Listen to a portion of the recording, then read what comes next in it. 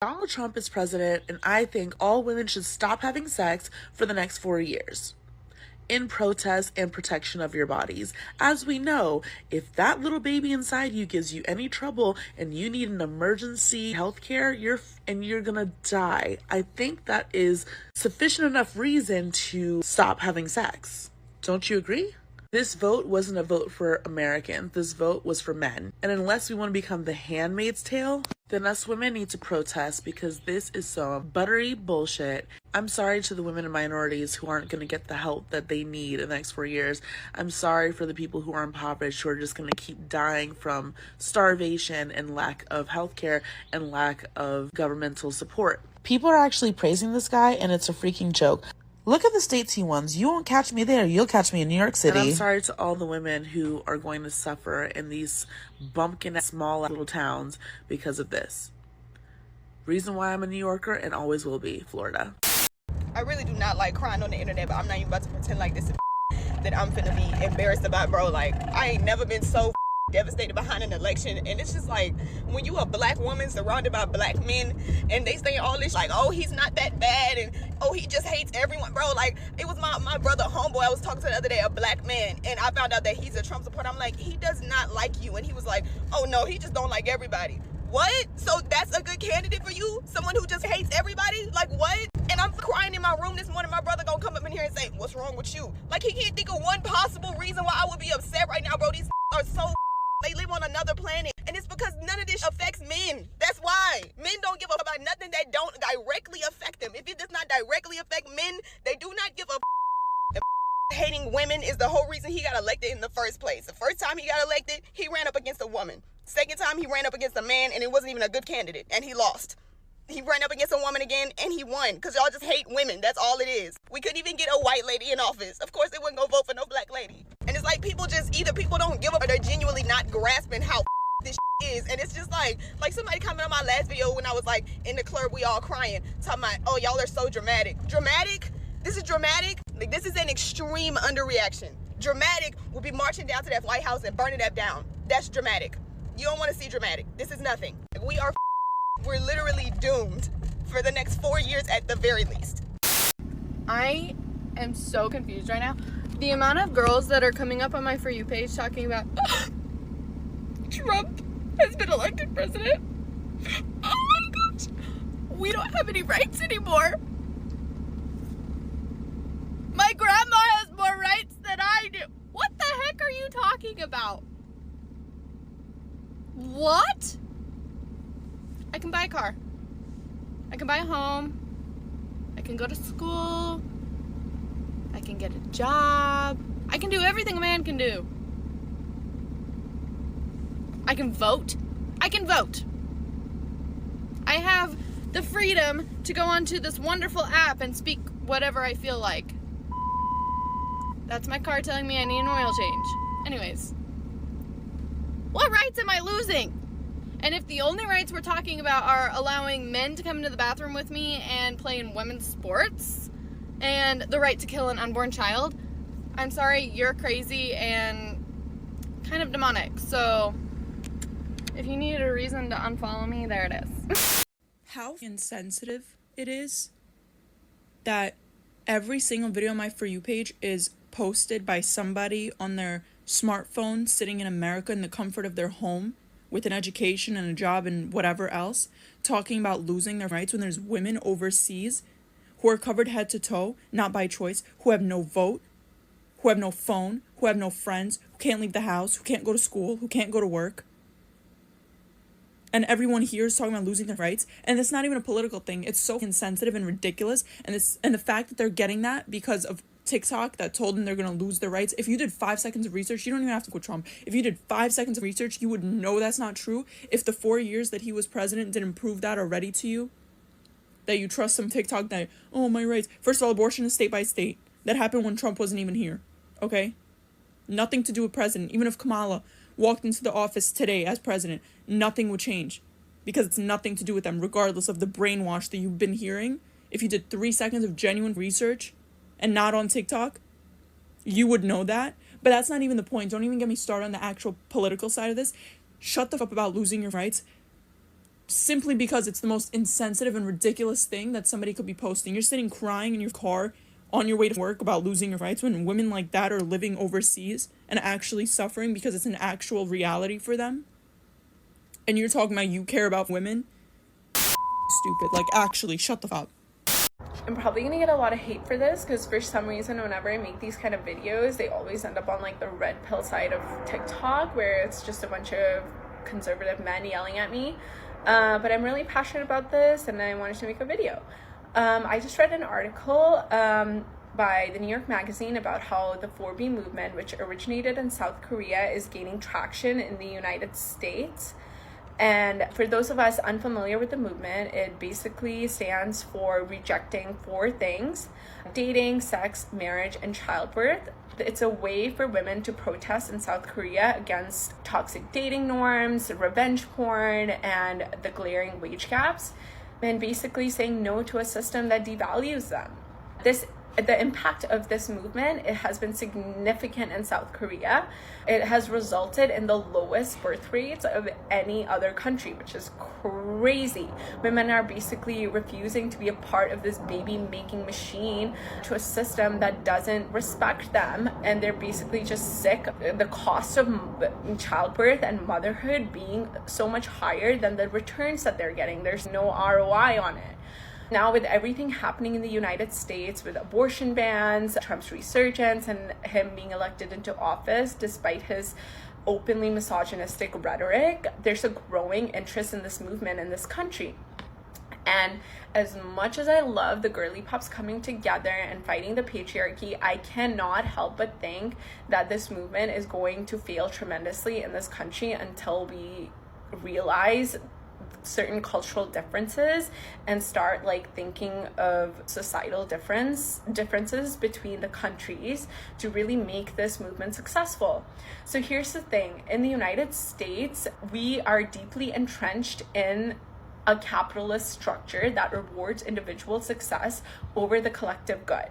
Capitalism thrives on competition, and the competition is inherently built into the patriarchal system, and it's completely inseparable from the patriarchy itself, which is built to benefit traditionally wealthy white men and people in power.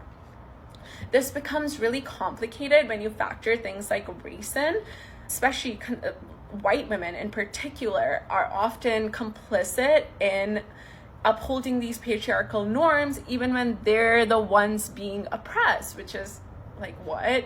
They're caught in this paradox of competing with women of color and also benefiting from like women of color not succeeding. And this competition is driven by capitalism, and it creates this divide amongst women of different races. So that's why I think the movement in the United States is so much more difficult to achieve. As for South Korea, the society there often focuses on the collective good rather than individual success. Women there are conditioned to think of the collective good, which is so not the case in America. We're so focused on ourselves that we often don't give about collective responsibility, and the diversity and complexity of our society makes this divide even stronger with all of these racial dynamics, which honestly make a movement like 4B almost impossible to gain momentum here. And then when you factor in things like social media, which has only deepened these divides, American women are so concerned with appeasing to the male gaze rather than, thinking about empathy and kindness. They want to fit into these molds that these tech bros have created, and there's just no sense of solidarity amongst women here. It's almost like we're stuck in high school where we're trying to impress the cool popular guy who has money rather than focusing on being a good person. It's so fucking sad. That's why, as much as I support the movement, I feel like until we really bring women together and try to focus on the collective good of women, our principles here in the United States can't be aligned with the movement in South Korea.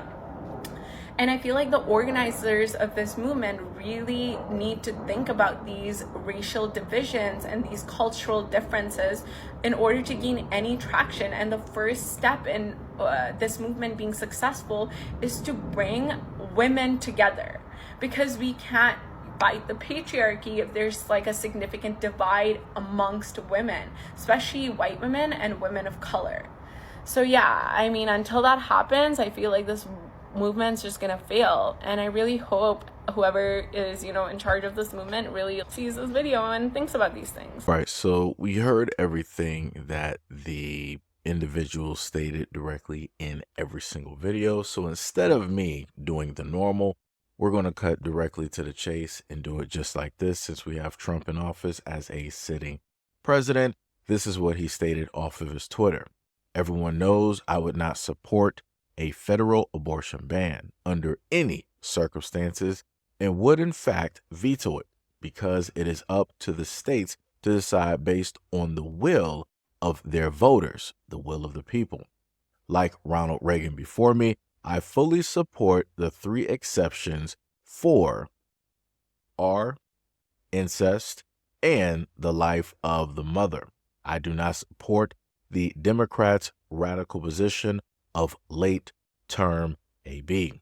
As an example, in the 7th, 8th, or 9th month, or in the case there is any question, the possibility of execution of said infant after birth. Thank you for your attention to this matter. So I'm just going to leave this directly up there. So in some of the videos you were able to hear women are pretty mad. They're outraged at what's going on, and they have a fear of their rights being taken and stripped away. And in other videos, you hear women stating, what are women in the United States talking about when they are more freer in the United States than a lot of other women across the world? Like one woman listed, other women across the world are not able to have friends. They don't have a social life. They're not able to go out. They can't dress the way that they want to dress. They can't own a car, a home. They can't do all of the normal things that women in the United States take for granted every single day. The freedoms that women have here are vastly more superior versus what other women actually have. But again, you can't tell that to a lot of people who aren't actually from or experiencing those things at this moment in time. There was a moment in time in the United States where women here did not have the freedoms that they have at this moment. They weren't able to go to a school. They weren't able to vote. They weren't able to buy their own car, a home, have a bank account. They weren't able to converse for themselves because they needed a husband or a man of the family in order to represent them. Those times are pretty much gone. Those are with the dinosaurs, right? So women are, in a sense, at a better position than what they were previously. But as the other women who disagreed, why is it that women in the United States want to start a movement knowing the fact that their rights are vastly different than women in Asian countries and elsewhere? And also, why is it that the women of the United States who state that their rights are going to be taken away, why don't they do a comparison of the rights that they have here versus the lack of rights women across the world have? Why is that not a conversation? Why is that? And again, we're on social media. So all of these women have a platform. They can easily get in contact with women of other groups, other nationalities that are from other countries, and they can have a panel. They can have a panel of 12. They can do this on Twitter. They can do it on TikTok. They can do it on YouTube. But for whatever reason, they refuse to do anything like that. But these are the same women that say that they care about women, their rights, and all of these other great things. These are also the same women who state that they would rather be in the woods with a bear versus having to deal with men because men are so horrible and yada yada. But then in the same breath, these are the same women who want to be able to use AB as a type of birth control, which sounds quite odd when realistically people should use common sense, logic. People should use contraceptives. People could also abstain from a lot of things. But also within that, you still have women who state that they would rather be with the bear because men are so bad, still getting impregnated by the same men that they say are bad for them and their life expectancy and do so many horrible things. Again, I'm baffled and confused by the logic directly out here. I'm not understanding. Maybe it's because I'm not a woman. Maybe that may be the thing. I don't know.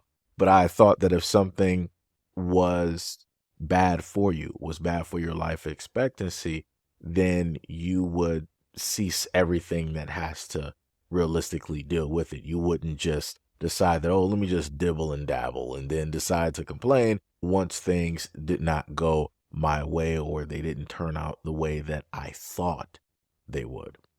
But anyways, let me know what you guys think about this video and everything that I stated in the comment description below. And as always, peace, love, and stay tuned for the next video.